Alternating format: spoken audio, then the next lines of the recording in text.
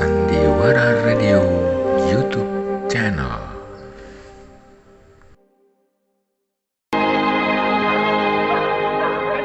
Kanjeng untuk mengunggar nikah, Kanjeng. Celaka. Apa yang celaka? 5 orang iblis dari Gunung Tungkul itu semuanya tewas. Hah? Regu penyelidik menemukan mayat mereka di tepi tapal batas luar kota sebelah utara. Semuanya hangus seperti dibakar api. Edan, 5 orang iblis dari Gunung Tungkul itu bukan tokoh sembarangan. Tapi 5 orang tokoh berilmu tinggi yang ditakuti. Tapi oleh Brahma, semuanya dibikin mampus. Terhadap sesamanya, maksud saya menghadapi orang-orang dari rimba persilatan, Brahma sangat berani. Tapi terhadap pasukan keraton, kelihatannya dia takut. Mana bisa begitu? Buktinya, dia selalu menghindar kalau diserbu oleh pasukan kita. Dulu di Gedung Penjara, ketika dia digempur oleh 2 regu pasukan keraton, dia melarikan diri. Juga tadi malam, dengan berani, tanpa takut sedikit pun, dia melayani 5 orang iblis itu di atas genting Pendopo Agung. Tapi begitu dia tahu di sekitar Pendopo Agung telah siaga tiap regu pasukan keraton, wajahnya langsung berubah, nampak gugup dan panik. Selanjutnya Kanjeng tahu sendiri, dia mengeluarkan asap hitam, lalu kabur. Pikiranmu mungkin benar, dan mungkin juga tidak. Maksud Kanjeng? Dia mungkin tidak takut pada pasukan keraton, tapi tidak mau bentrok. Sebab dia datang ke sini bukan untuk tujuan perang, untuk merebut kekuasaan, melainkan urusan pribadi, membebaskan kedua orang tuanya yang dipenjara. Kalau begitu, untung kita. Kerahkan terus pasukan keraton. Karena Brahma tidak mau bentrok dengan pasukan keraton, maka usahanya untuk membebaskan kedua orang tuanya terhambat terus dan gagal. Ya, aku akan membuat permohonan untuk menambah jumlah kekuatan pasukan. Bagus, saya sangat setuju.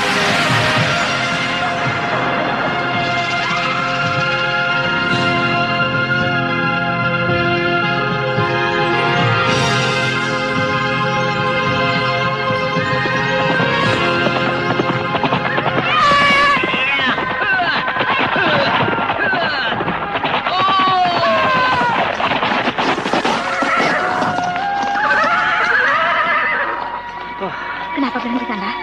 Bukankah kita sudah sampai di wilayah kerajaan Kuntala, Mantili? Aku tahu, sebab aku pun sudah melihat gapura tapal batas di bawah sana. Nah, kita sudah harus ganti pakaian. Sebab kita berdua sudah terlalu dikenal oleh orang-orang Kuntala. Terutama di kalangan orang-orang keraton. Aku setuju. Nah, ini pakaian untukmu, dan ini untukku. Lalu, pedang bagaimana?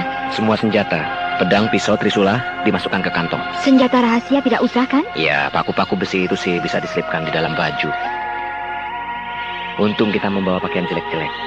Jadi sudah siap untuk menyamar. Aku ke sana dulu. Mau kemana? Mau salin? Ganti pakaian di sini saja. Enak saja. Kenapa? Kalau cuma ganti sarung sih tidak apa-apa, bisa di sini.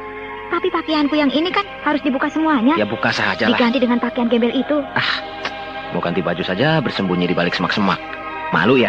Aku sih tidak apa-apa membuka pakaian di depanmu. Ya sudah buka. Tapi ya, kasihan kamu. Kok kasihan? Nanti tidak tahan.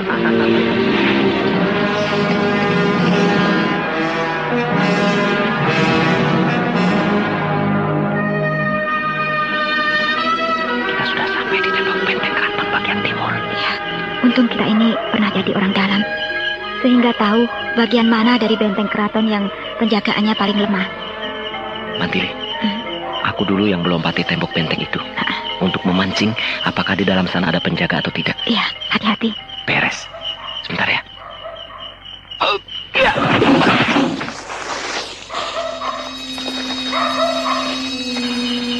Sunyi. Apa? Tidak ada penjaga. Cepatlah kau naik. Iya.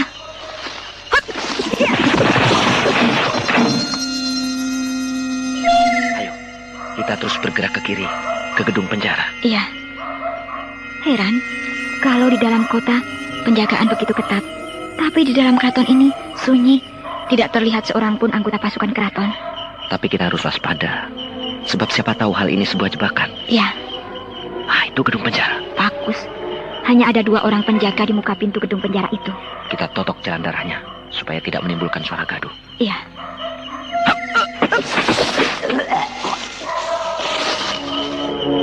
Beres. 2 orang penjaga ini sudah lumpuh. Tapi mereka tidak pegang kunci. Alah gampang. Gembok itu dicungkil saja pakai trisula. Iya. Beres, Mati. Cepat buka.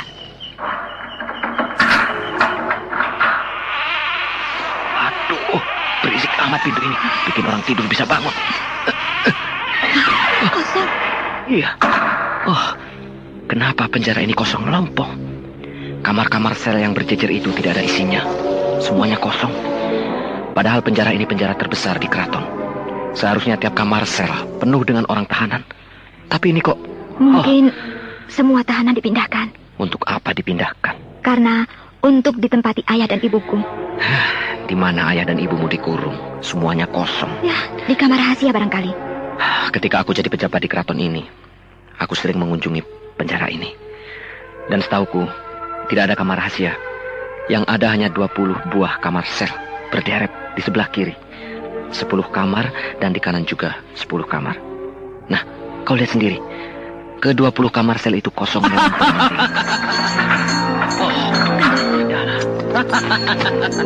Apa kabar, Mantili dan Raden Samba? Rupanya kau belum mampus, Kendala. Sengaja aku tidak mati dulu, sebab ingin meringkus kalian berdua di sini. Berdebah, kau menjebak kami rupanya.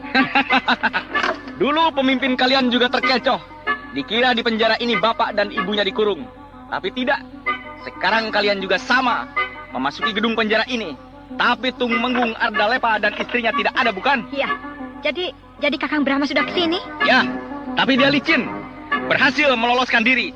Tapi sekarang kalian berdua jangan harap bisa keluar hidup-hidup dari sini. Kendala, sudah jangan banyak omong. Di mana tuh Menggung Ardalepa dan istrinya dikurung? Setelah leher kalian putus, baru nanti aku beritahu. Bangsat! Jahat!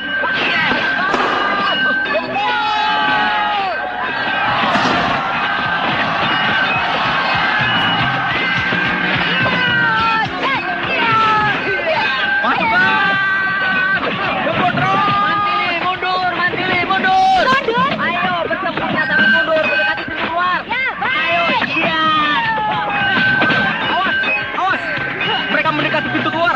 Kepung! Tutup pintu keluar.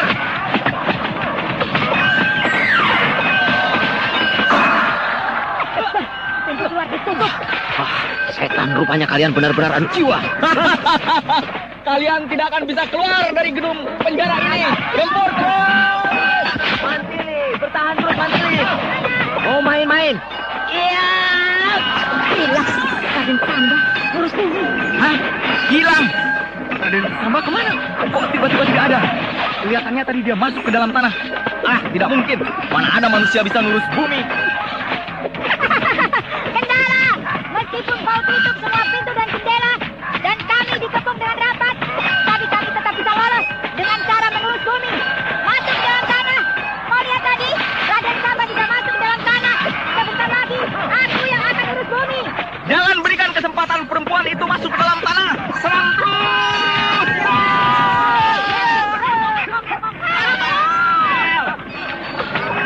Hah? Seorang anggota pasukan keraton tiba-tiba kakinya melesat ke dalam tanah. Hah? Satu persatu pasukanku amblas ke dalam tanah, seperti ada yang membetot dari dalam tanah. Lihat Kendala, anak buahmu satu persatu dibetot ke dalam tanah oleh Raden Samba. Mereka dikubur hidup-hidup. Bahaya. Lari. Lari. Karena takut akan kesaktian Raden Samba dan Mantili, Senopati Kendala dan pasukannya melarikan diri.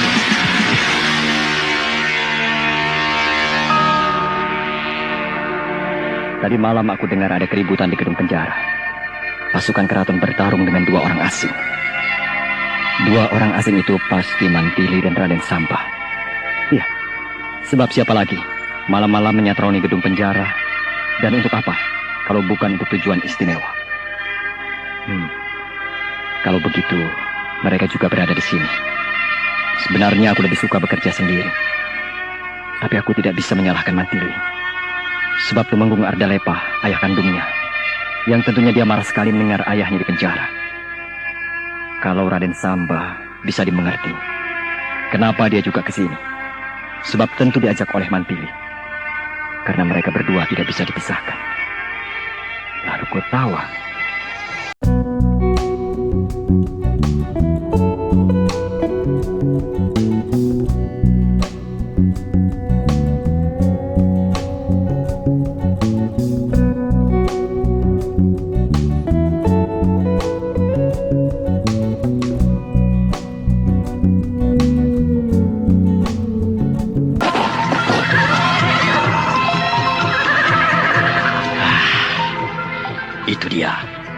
Di bawah dataran yang luas itu terhampar kerajaan Kuntala.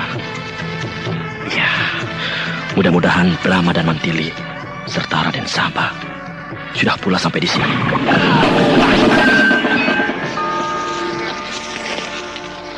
Berdebah, ada serangan gelap. Sebuah pedang meluncur ke leherku. Untung aku bisa menangkapnya. Hei, keluar! Jangan cuma bisa menyerang sambil bersembunyi. Keluar! Gotawa. Hah? Brahma! Brahma!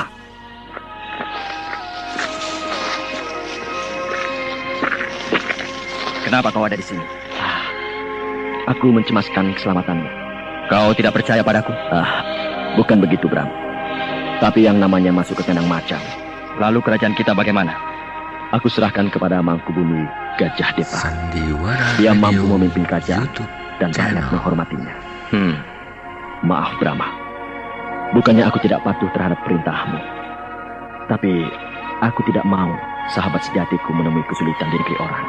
Iya. Apa boleh buat? Kau sudah ada di sini. Masa aku harus menyuruh kau kembali ke Madangkara? Nah, bantuanmu aku terima. Terima kasih, Bram. Mari kita berangkat. Tidak bisa aku tahu. Tidak bisa. Aku jelas bisa, karena aku berpakaian gembel. Tapi kau berpakaian mewah seperti itu. Penampilanmu pasti akan menarik perhatian orang. Sebab kau nampak sebagai seorang bangsawan, berpakaian mahal, menunggang kuda putih yang bersih, dengan memakai pelana yang mahal. Aku tergesa-gesa, sehingga tidak sempat ganti pakaian dengan pakaian biasa. Gampang. Aku punya kenalan seorang petani. Kudamu bisa dititipkan pada dia. Dan kau akan mendapat pakaian petani yang sederhana. Bagus. Mari kita pergi ke rumah petani itu.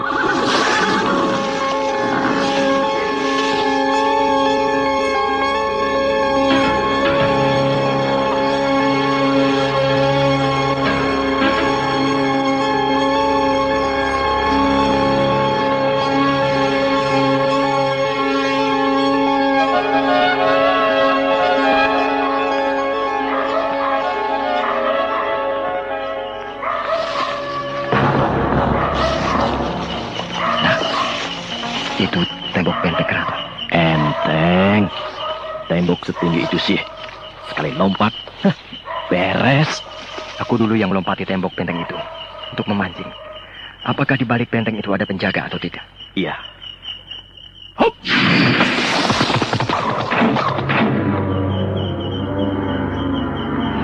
Bagaimana? Aman. Bagus.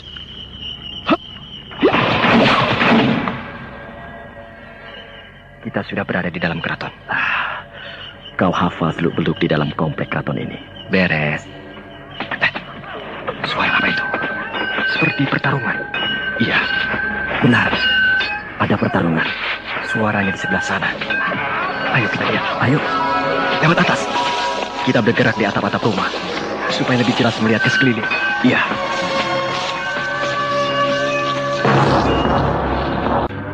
Ketika Brahma dan Gotawa tiba di rumah Tumenggung Raksa, mereka dikejutkan oleh pertarungan yang seru di sisi sebelah kiri dari bangunan gedung.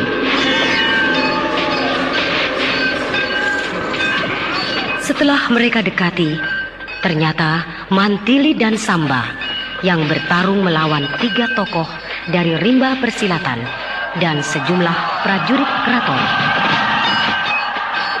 Segera Brahma dan Gotawa turun membantu mereka.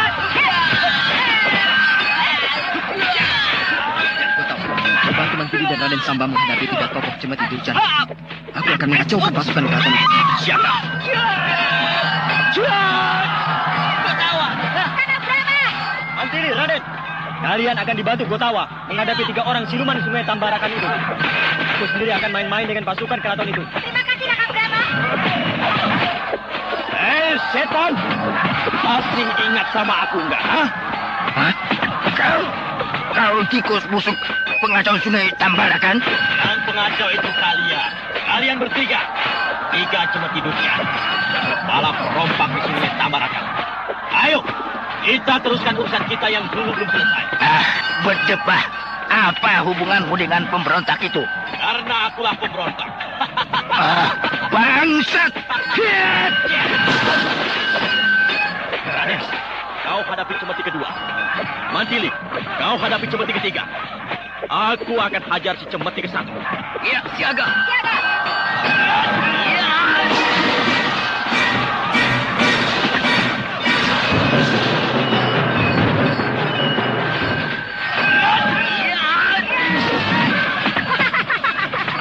Sekarang kalian tidak bisa main proyek lagi. 3 lawan 3.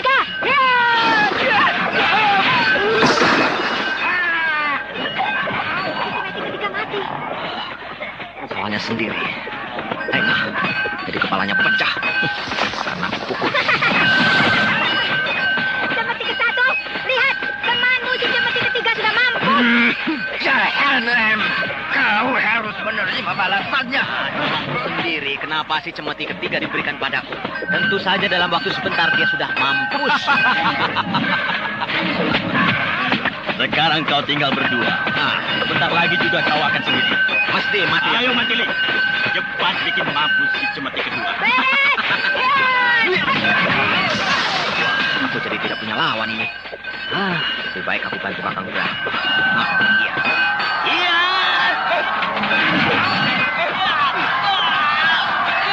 Raden, Iya, Kakang Brahma, iya. lebih baik kau bantu Mantili. Oh, Mantili bisa mengatasi lawannya dengan mudah, Kakang. Dan begitu, kita harus bekerja cepat. Sebab pasukan keraton semakin banyak. Siap, di balik pendopo agung itu. Sudah siap ratusan bala tentara. Siap untuk menggempur kita. Oh, iya, benar. Nah, cepat, kau bantu Mantili. Dua orang cemeti setan itu harus cepat-cepat dibungkam. Baru kita leluasa menghadapi pasukan keraton. Iya, baik, Kakang. Rara, kenapa kau bantu aku? Aku sanggup mencicam cemeti kedua ini. Iya, aku disuruh Kakang Brahma. Iya. Oh, iya, iya. Nanti aku terangkan sebabnya. Sekarang cepat bikin bungkam si cemeti kedua ini. Bagus. Si cemeti kedua sudah mampus. Sekarang hanya tinggal satu. Si cemeti ke satu. Si cemeti kedua sudah mampu. Ayo, kau mau apa cemeti ke satu? Berdebah. Kalian akan tahu balasannya nanti. Mau kemana? Ayo, Mantili. Ayo. Cepat bereskan si cemeti ke satu itu. Maaf, Gotawa. Kami membantu Anda. Disuruh oleh Kakang Brahma sebab tugas lain yang lebih berat menunggu. Oh, jadi si cemeti ke satu ini tidak berat? Ya, cukup lumayan lah. Kasihan kau cemeti ke satu. Di wilayah perairan Sungai Tambarakan dan sekitarnya, namamu sangat terkenal. Menjadi penguasa yang takluk. Tapi di hadapan kedua anak muda itu, kau tahu banyak seperti seekor cacing tanah yang tak ada artinya sama sekali. Berdebah. Kalian semuanya harus mati.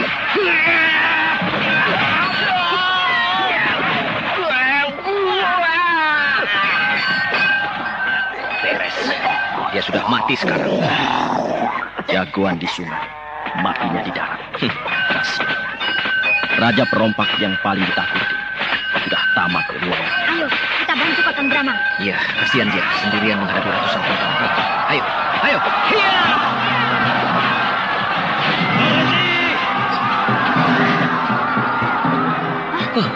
Hei, kenapa berhenti? Hati-hati, mungkin mereka akan ganti siasat. Hai orang-orang Madangkara, menyerahlah. Percuma saja kalian melawan kami. Kalian tidak mungkin bisa lolos. Kalian sudah dikepung. Tidak ada sejengkal tanah pun yang tidak dipenuhi tentara keraton. Mereka bagaikan semut berjubel-jubel. Inilah saatnya untuk mengadu jiwa. Sabar, tenang. Kita harus melihat kenyataan. Keadaan kita sudah kritis. Lihat, di depan kita berderet pasukan panah. Di sebelah kiri berderet pasukan tombak. Di sebelah kanan berderet pasukan pedang. Dan di belakang kita sudah siap ribuan pasukan berkuda. Siap untuk mengkilas kita. Iya, benar. Bagaimanapun gagah beraninya kita, tidak mungkin bisa menahan gempuran angkatan perang kerajaan Kuntala yang dikerahkan habis-habisan malam ini untuk merencah kita. Aku tidak takut, Gotawa. Kau memang pemberani. Tapi kami juga tidak gentar. Namun harus pakai perhitungan. Jangan main hantam begitu saja. Kenapa aku jadi seperti prajurit yang baru belajar perang? Gampang marah. Maaf Brahma, aku lupa. Kenapa tidak pakai taktik gerilya? Syukurlah Kutawa. Pikiranmu sudah jernih kembali. Dan memang tepat. Kita harus pakai taktik gerilya. Bagaimana caranya, Kakang Brahma? Menyebar. Menyebar? Ya. Dan suatu keuntungan bagi kita. Sekarang malam hari. Pemandangan yang gelap akan membantu kita. Kita bertempur sendiri-sendiri. Berpencar. Tapi jangan di bawah. Melainkan di atas genting. Bertempur sambil lari mundur ke arah tembok benteng. Bagus. Meskipun bala tentara kerajaan Kuntala itu dahsyat, tapi aku yakin hanya sebagian kecil saja yang sanggup bertempur di atap-atap rumah. Nah, siap semuanya. Siaga. Hei, Tumenggung Gardika. Rupanya tawaranmu untuk menyerah kali ini terpaksa kami tolak. Baik, kalian cari mati sendiri.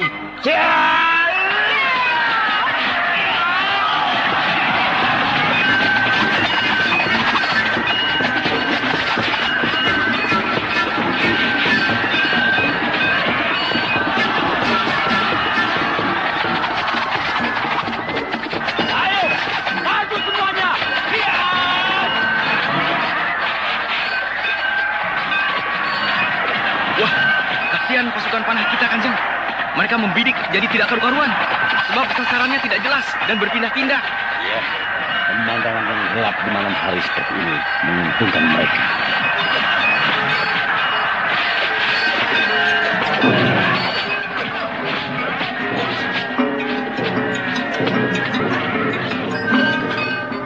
Sementara pertempuran berlangsung di luar pendopo, Brahma Kumbara, sang jagoan kita, dengan keahliannya menyusup langsung ke tempat kediaman Tumenggung Raksa. Apa kabar, Tumenggung Raksa? Siapa kau? Pandang wajahku baik-baik. Brahma? Iya, aku Brahma, putra Tumenggung Ardalepa. Mau apa kau? Mau apa? Kok masih tanya? Mestinya kau sudah tahu kenapa aku datang padamu. Kau cuma anak tiri. Kenapa kau susah payah merepotkan dirimu sendiri? Betapa rendahnya akhlakmu, Tumenggung Raksa. Bagiku anak tiri atau anak kandung adalah sama.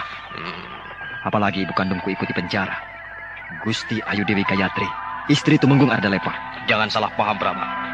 Kedua orang tuamu tidak di penjara. Terserah kau mau pakai istilah apa. Di penjara, dibui, dikurung, disekap, dan sebagainya. Yang jelas kedua orang tuaku tidak diberi kebebasan. Bukan hanya aku sendiri yang memutuskan untuk menyekap ayahmu. Tapi itu sudah merupakan keputusan Mahkamah Agung. Mau keputusan Mahkamah Agung, mau keputusan Sri Baginda Maharaja Kuntala, terserah. Yang aku inginkan kau menunjukkan di mana ayahku disekap. Hal itu harus dirapatkan dulu di dalam sidang Mahkamah Agung. Tidak perlu resmi-resmian.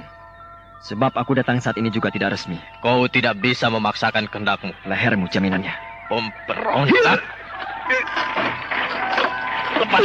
Lepaskan lehermu. Aku patahkan batang lehermu ini. Katakan, di mana Tumenggung Ardalepa disekap? Di rumah kuning. Di rumah kuning? Iya.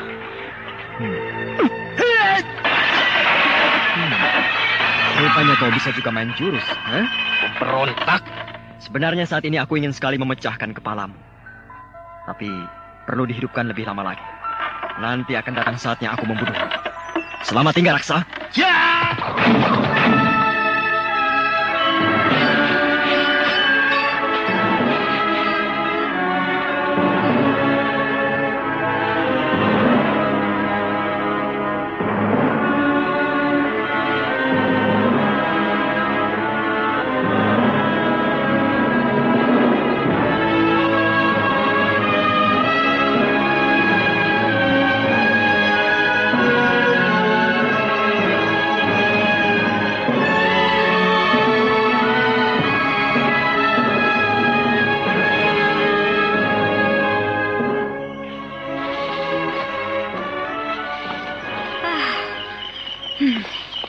Akhirnya aku bisa meloloskan diri dari kepungan pasukan keraton. Ya, tidak salah lagi. Inilah dataran beringin kembar yang ditunjuk Kakang Brahma sebagai tempat berkumpul. Nah, ada yang datang. Kalau tidak Kakang Brahma, tentu Raden Samba atau Gotawa. Mantili, kau ini bercanda melulu. Mana yang lain? Baru kita berdua. Oh ya? Iya. Ada yang datang. Kalau bukan Kakang Brahma, pasti Gotawa.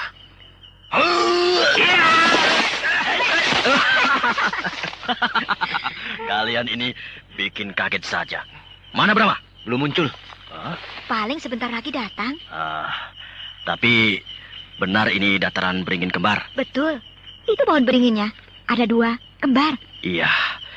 Tempat inilah yang ditunjuk oleh Brahma sebagai tempat kita berkumpul. Kita saja yang tingkatannya di bawah Kakang Brahma bisa meloloskan diri. Apalagi dia. Pasti lebih dari bisa. Kalaupun belum muncul, mungkin ada acara lain. Acara lain? Ya. Acara lain bagaimana? Barangkali ke rumah Tumenggung Raksa. Tumenggung Raksa? Iya. Tapi ini hanya perkiraan saya saja. Kakang Brahma mempergunakan kesempatan dalam kesempitan. Iya. Perkiraan Raden benar. Di saat semuanya sibuk mencurahkan perhatian kepada pertempuran, Brahma menyelinap ke rumah Tumenggung Raksa. Wah, bahaya. Rumah Tumenggung Raksa dijaga ketat. Kau tahu? Pasti. Sebab dia merupakan tokoh penting dalam kasus ini. Buktinya kemarin, waktu kita menyatroni rumahnya, kita dihadang beberapa orang tokoh sakti. Ayo, kita kembali lagi ke keraton. Jangan. Kenapa? Bahaya. Dan lagi pula hal itu belum tentu. Itu kan cuma perkiraan kita saja. Tunggu saja dulu barang beberapa saat. Iya, baiklah.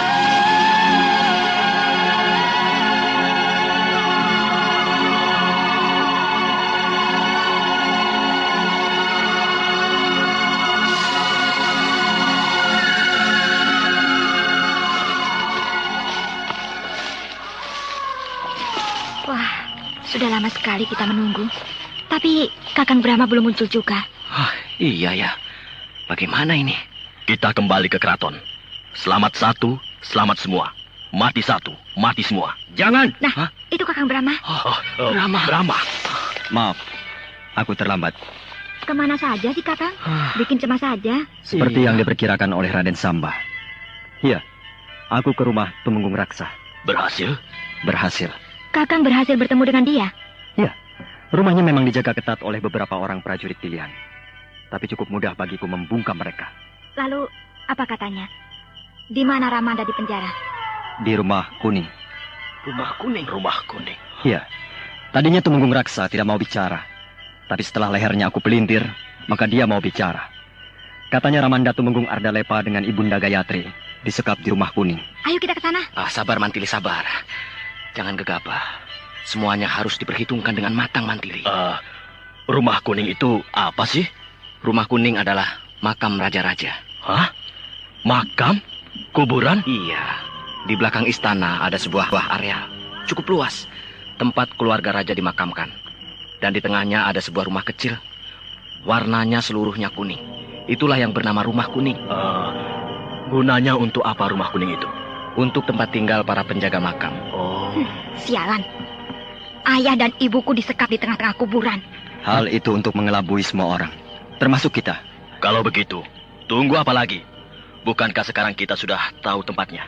Jangan sekarang. Sebab saat ini keraton sedang dijaga benar-benar dengan kekuatan yang hebat. Lalu, bagaimana Kakang? Rumah kuning itu, biarkan saja dulu. Sebab selain pasti dijaga ketat, ada kemungkinan besar sudah dipindahkan. Maksudku, Tumenggung Ardalepa dan istrinya sudah dipindahkan dari situ. Sebab sudah diketahui oleh kita. Dugaanmu betul, Gotawa. Kemudian, ini kalau menurut aku, kita membuat teror. Pusat kota kerajaan Kuntala ini kita buat tidak aman. Persis waktu kita dulu mengacaukan pusat kota kerajaan Padangkara. Ya, saya setuju. Kita bakar tempat-tempat penting buat huru-hara di mana-mana. Kita pancing pasukan keraton agar keluar dari keraton. Nah, dengan begitu agak mudah bagi kita untuk menyusup ke dalam keraton. Itu bisa saja dilakukan. Tapi yang pokok, kemana Tumenggung Ardalepa dipindahkan? Kalau sudah tahu, dengan mudah kita menuju sasaran. Tapi, kau kan tidak tahu.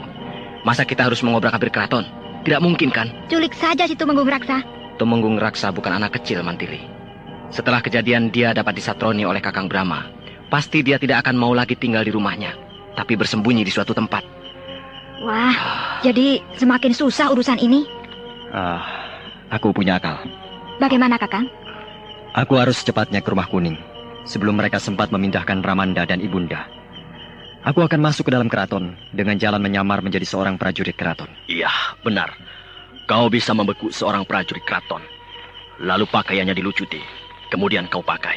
Iya. Cukup banyak regu-regu pasukan keraton yang sering melakukan patroli sampai ke tapal batas. Nah, aku akan membekuk salah satu di antaranya.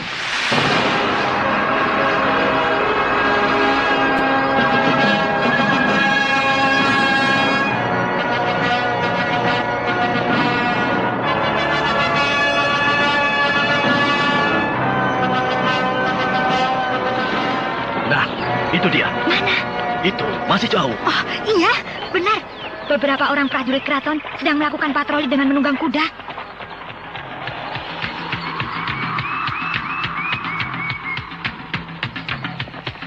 Biarkan mereka lebih dekat. Iya.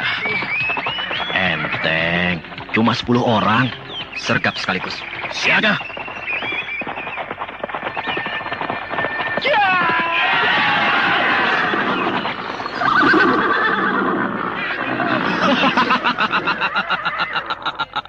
Semuanya sudah kojor. Nah, sekarang aku akan memilih yang badannya sama dengan aku. Yang ini Kakang Brahma. Tingginya, kurusnya sama dengan Kakang. Iya.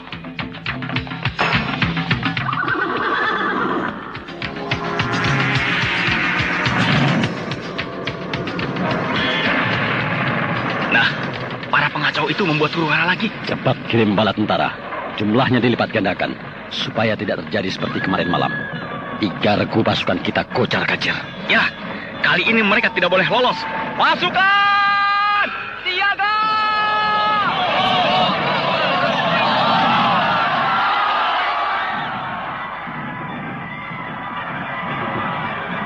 Lihat. Pasukan keraton sudah berdatangan. Tunggu sebentar lagi. Sampai semua pasukan keraton keluar. Baru kita masuk ke dalam keraton. Iya. Iya. Mari kita bergerak. Masuk lewat tembok benteng bagian selatan. Siaga! Siaga! Siaga!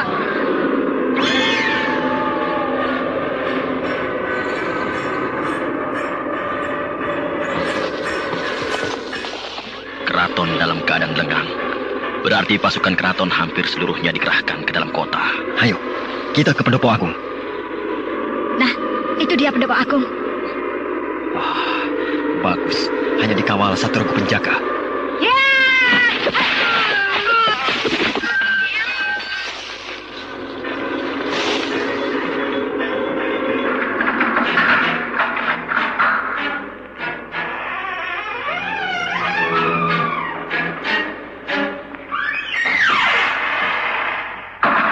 Ayah, Ibu. Mantili.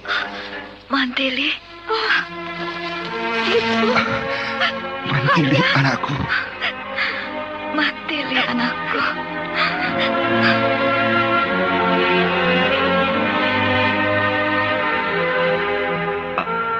Ramanda. Ibunda.